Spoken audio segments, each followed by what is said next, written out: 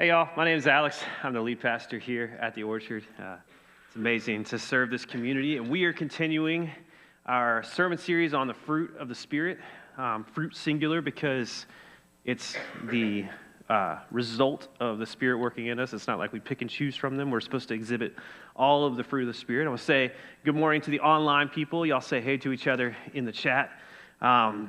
Nick did a great job last week. Y'all give it up for Nick. He filled in while I tried to thread the needle between hurricane and fall break crowds at Disney World. And I heard a lot of great things about faithfulness, about how awesome Lynn is as a wife. I heard about how God is faithful, and then something about how you can be faithful by being married to Satan's sister. Was there something in there about that? But that wasn't Lynn. It was a separate joke almost immediately after he said how great Lynn was. So, yes, for the record, I was driving. I don't remember exactly what. Okay. So, the fruit of the Spirit is a description of the life we live if we let the Spirit make us like Jesus. So, every fruit that we see, the love, joy, peace, patience, kindness, goodness, like that's what we see the character of Jesus acting like. And a lot of times we say, oh, well, that's great. That's why I like Jesus. Jesus is like that. But sometimes we forget that the goal is that we have to act like that too. And that's what the Spirit is doing in us. And it's not like, oh, we need to try harder. It is, we have this gift, the Spirit that raised Christ from the dead living in us, and it's shaping us into a people who can live like Jesus, because the way Jesus lived brought a revolution, brought a kingdom, brought a community, brought the fact that we're all sitting here 2,000 years later, that we're connected, even though a lot of us are very different from each other. Because we are in Jesus, we have this connection with each other, and we're all rescued and saved and seeing our lives move forward. And so, this morning we're going to talk about gentleness. And I think that's a really hard one in a rugged, individualistic culture that's built on strength and manliness and working hard. Gentleness is strength with humility. Gentleness is strength with humility. And what that looks like, so the word is in Greek is prautes or praus. Gentleness, meekness, humility. And those sound like words that you don't usually apply to a man and say, not only a man, but the greatest man of all time, Jesus. You say, this guy, he was humble, he was gentle, he was meek. But it doesn't mean weakness. For instance, I have a 2-year-old, Asher, who's over there in the nursery, and he's, on a grand scale of an arm wrestling contest, he's the weakest person in my family, right? But if you ask him to tickle you, it hurts. I don't know if you've ever been tickled by a toddler. It's like this. They just like karate chop you. Like they don't get it. There's no gentleness. Like the older my kids get, the better they are at tickling, even though they're stronger. Does that make sense? And there's like this weird window, just random observation about tickling. It's like you learn how to tickle correctly, and then about 5 years later, all tickling is awful. I don't know what it is. No adult, I've never met an adult that liked to be tickled. But like you get a 7-year-old and they're like, do it again. Oh, stop, do it again. Like, I don't know. You somewhere along the line, you're just like, that is the worst thing ever. Please do not try to tickle me. I'd like to see a study on that. Anyway, another one is opening cereal boxes. You know the bag. So my 11-year-old is not as strong as I am, I think. But if she tries to open a cereal box, you better believe all of the cereal is going on the floor. You know, they're just like, no. Like, I'm a lot stronger than her, but I can gently open the box. I could throw that so much farther than she could. If I really wanted to, I could destroy a cereal bag. But it takes gentleness. And I'm learning that too, because I just picked up pickleball. Does anybody play pickleball so I know who I can play with? All right. Wow. None of y'all. Come on. It's the fastest growing sport according to all the pickleball players.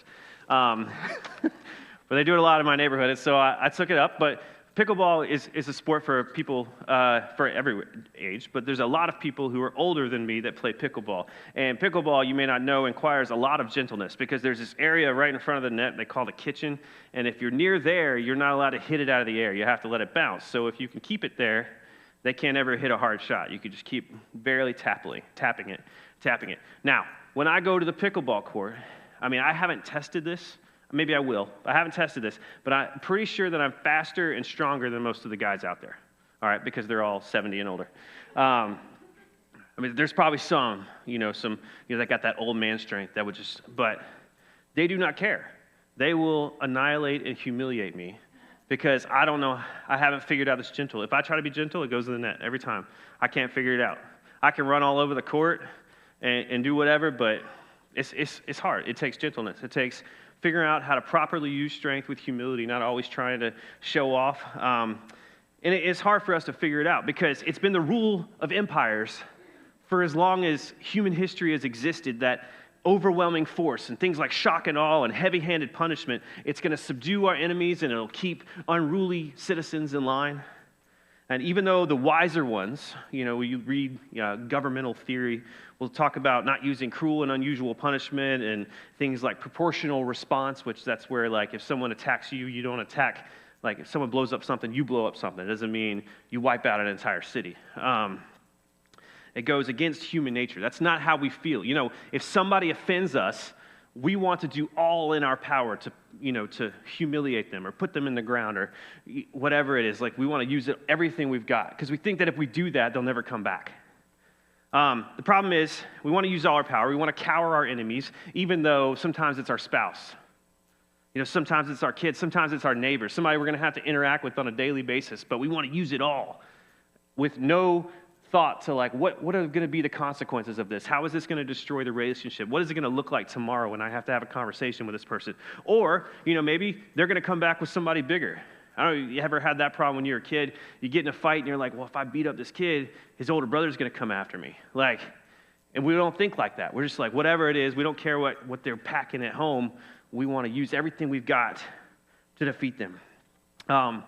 Even when it's exhausting. Sometimes it's exhausting to give a maximum response to something, but we're like, I have to do it. I got to show them how tough I am, how big I am, and I'm going to put them all in their place, whether it's with words or with, behind-the-scenes actions or some kind of, trickery or just brute strength or whatever it is. And that's all of human nature. That's what it is. I mean, you get on TikTok or you get on Instagram, you start watching Reels.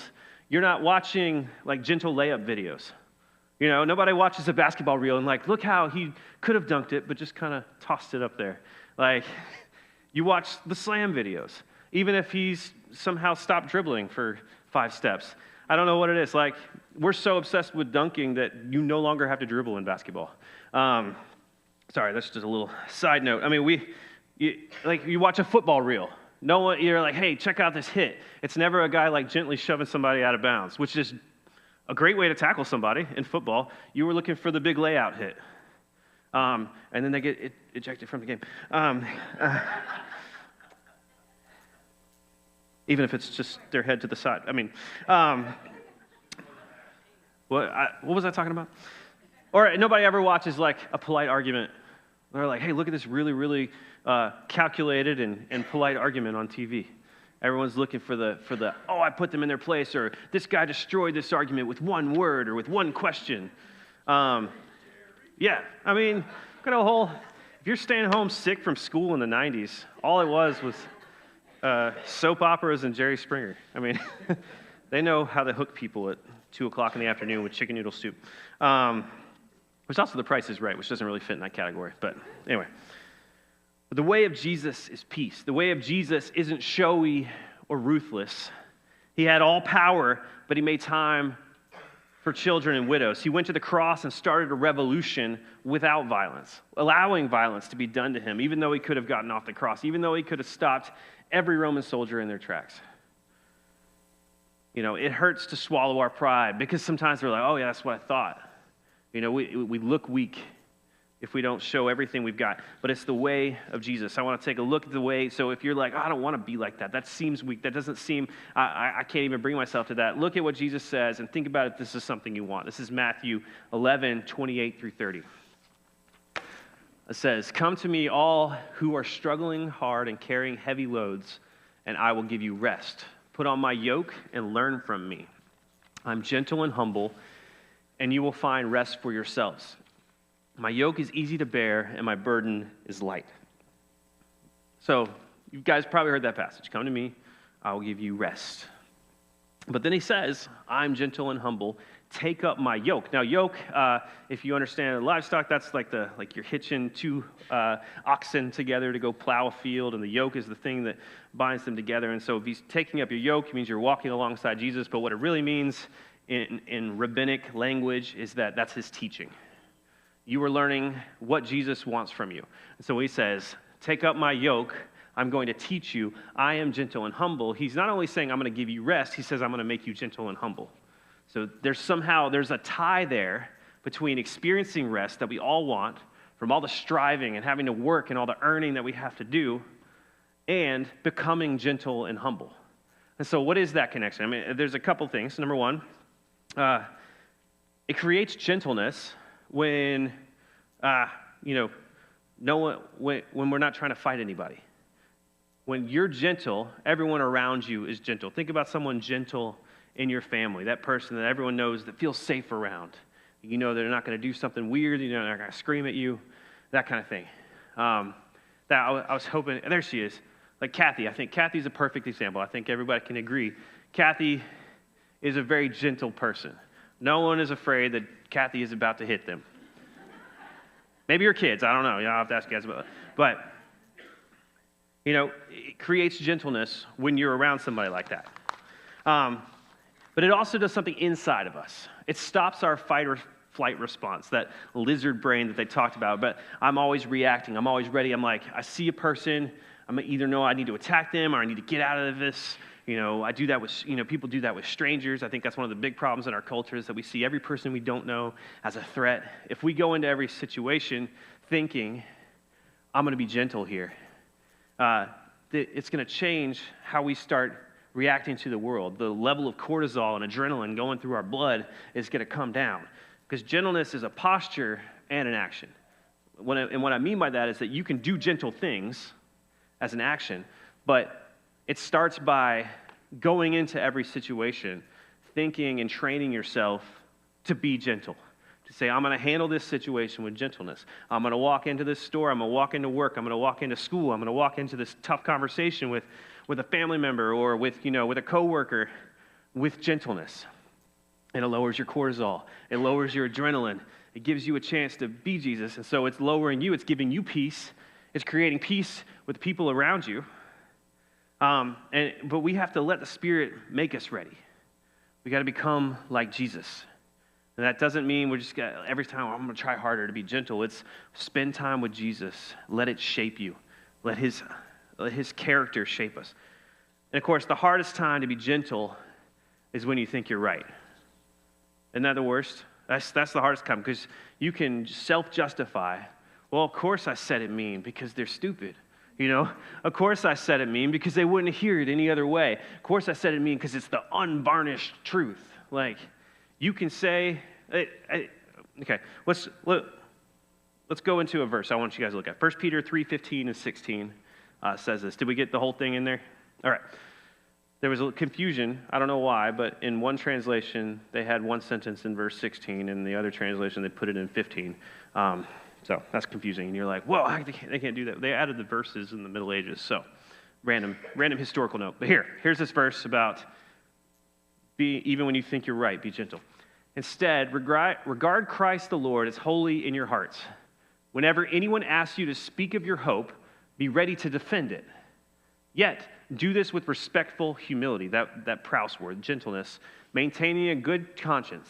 Act in this way so that those who malign your good lifestyle in Christ may be ashamed when they slander you. We talked about this.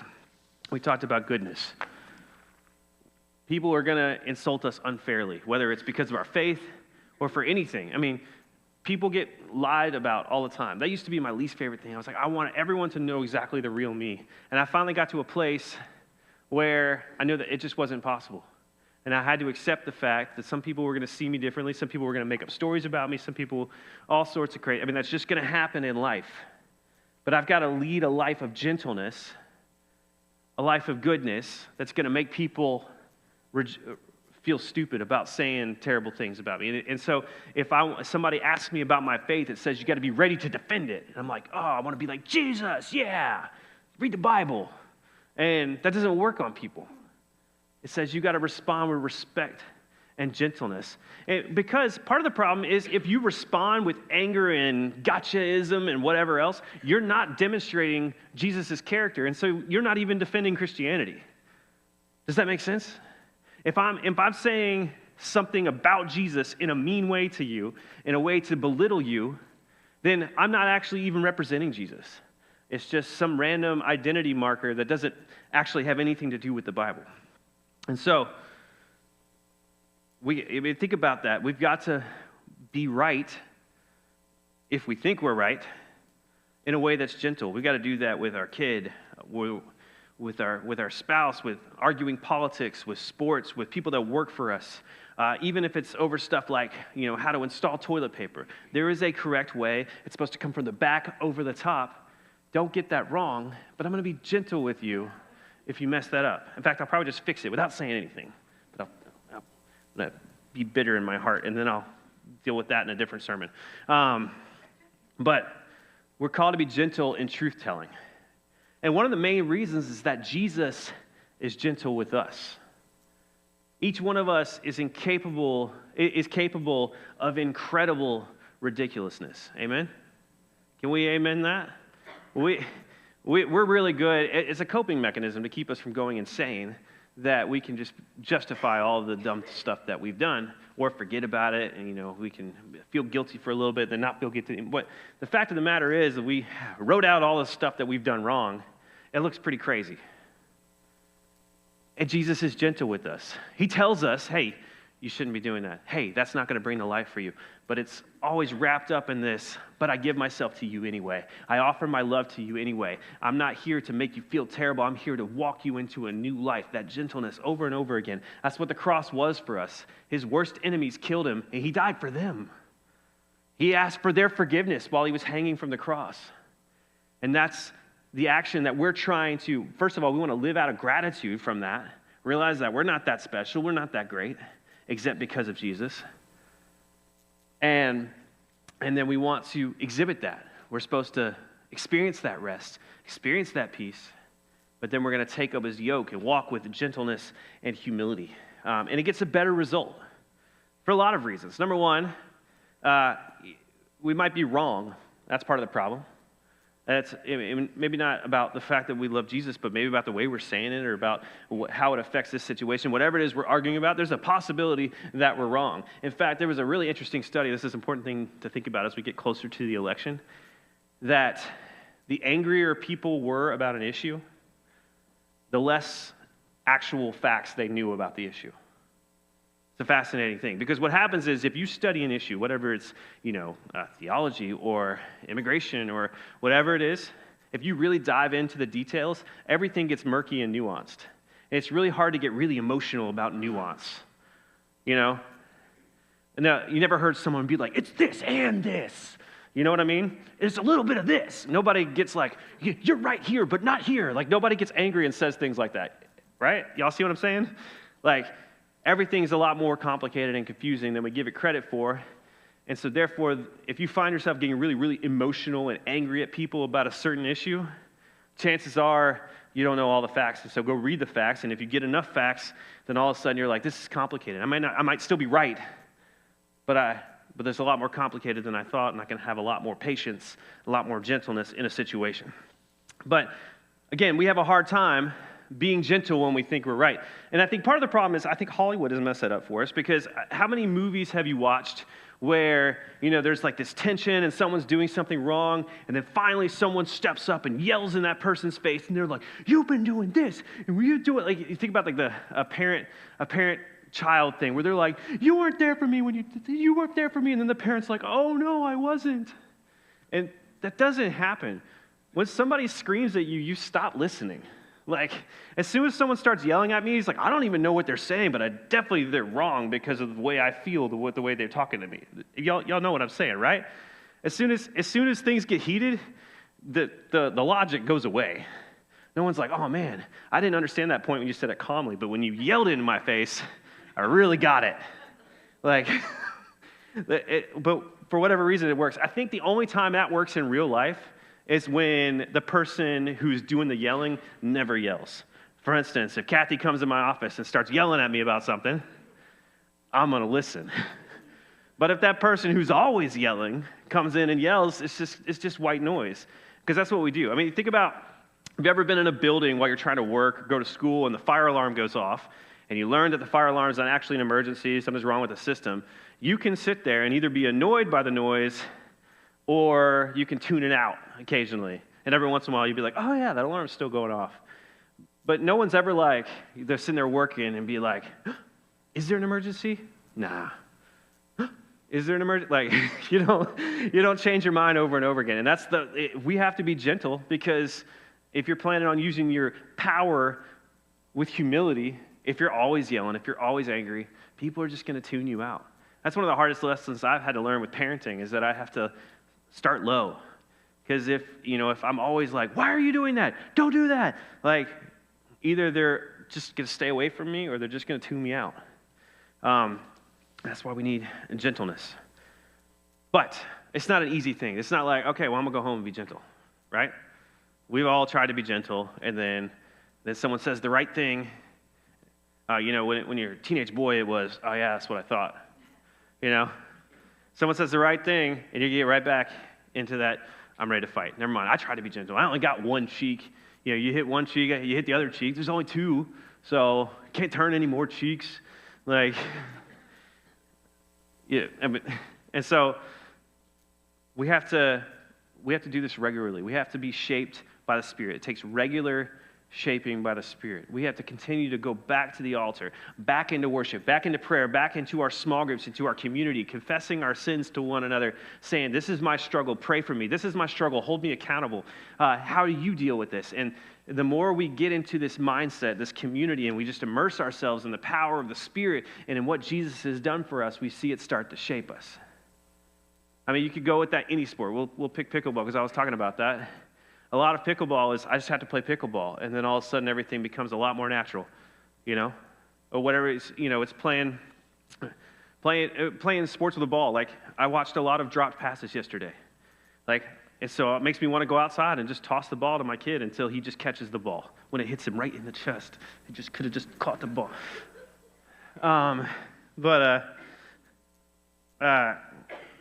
Having a lot of random emotional. The game was late. And so I never had time to process this emotionally, so you guys are getting it right now. And we won, I know. But I'm just like, where's Brock Bowers? Is he the only one that can catch the ball? All right. So anyway, we've got to spend time practicing. We've got to spend time doing the thing, and it becomes more and more natural. We'll spend time more and more with Jesus. It becomes natural. We'll just take on his character. It'll be reactionary. Dallas Willard, who was a famous spiritual formation guy, he passed away a few years ago, but he said, and I've said this before, he said the mark of a perfect Christian, of someone who's reached the end of the line of being perfected in love, is someone who instinctively loves their enemies. Where somebody hits you and you're like, oh, I love that guy. Like, when we get there, that's how we know we've made it. If we're not there, we keep coming back to the Spirit and say, God, shape me into a person who reacts. My reaction, not my thought, oh, this is what I need to do in this situation, what would Jesus do? But my reaction is what Jesus would do. Does that make sense? And we only get that by spending time in the Spirit. It takes not expecting immediate results. We can't say, oh, well, this situation, if I'm just gentle, this situation will fix itself right this second. Because we know that's not going to work either with the anger or with the gentleness. That's not how the world works.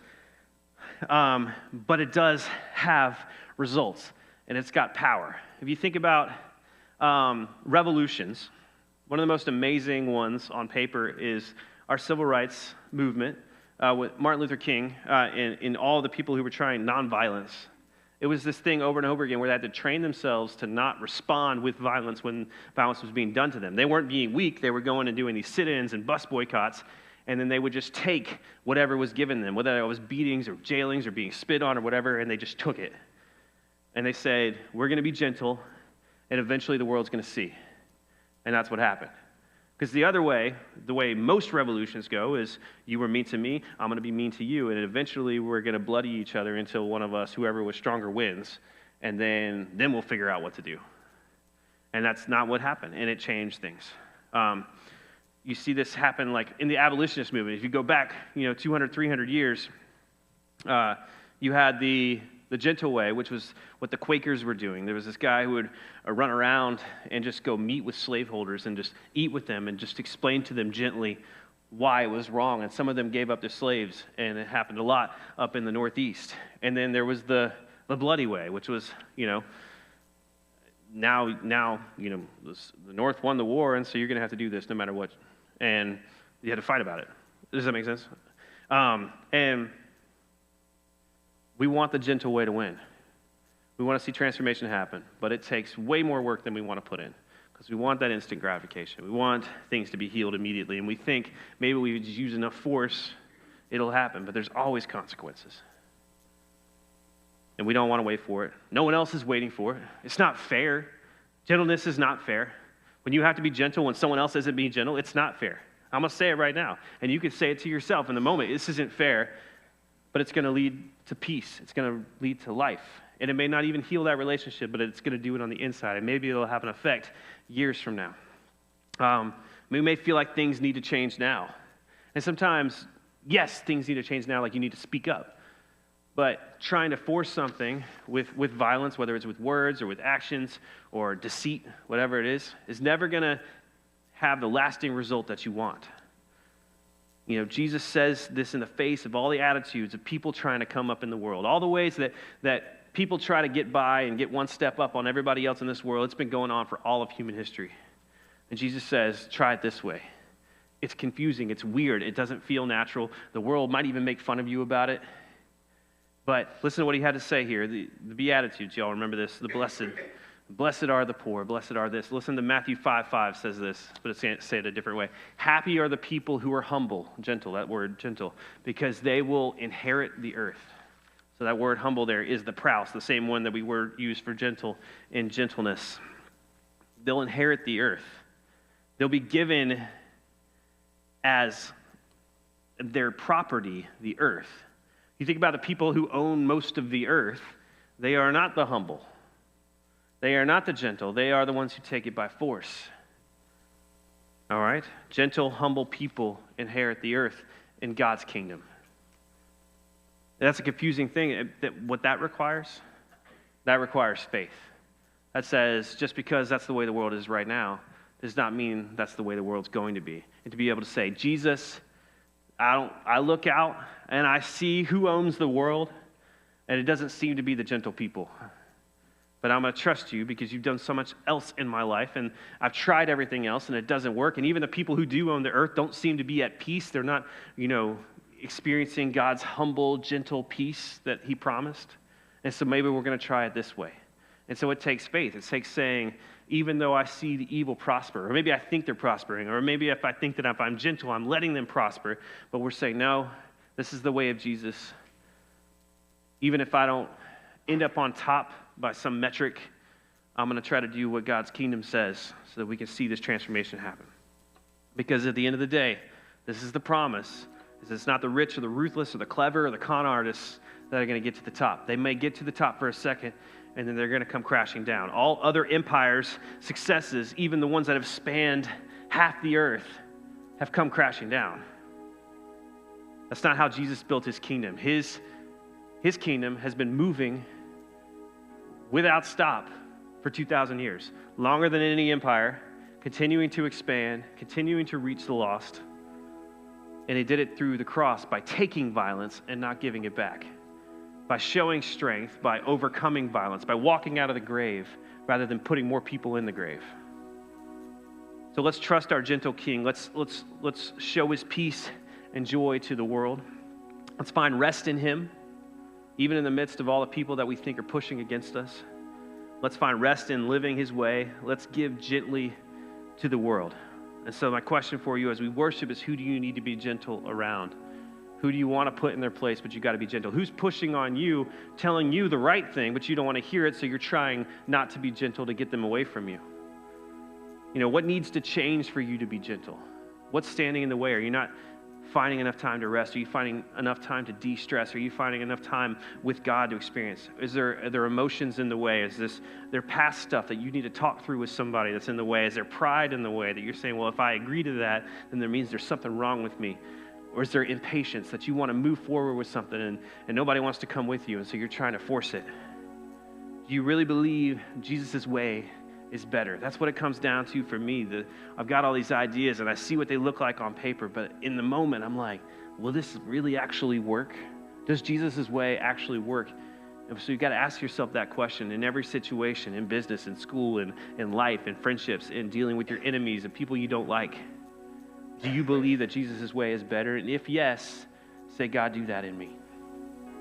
So let's worship as we become a people of gentleness in the world of harshness. Let's pray.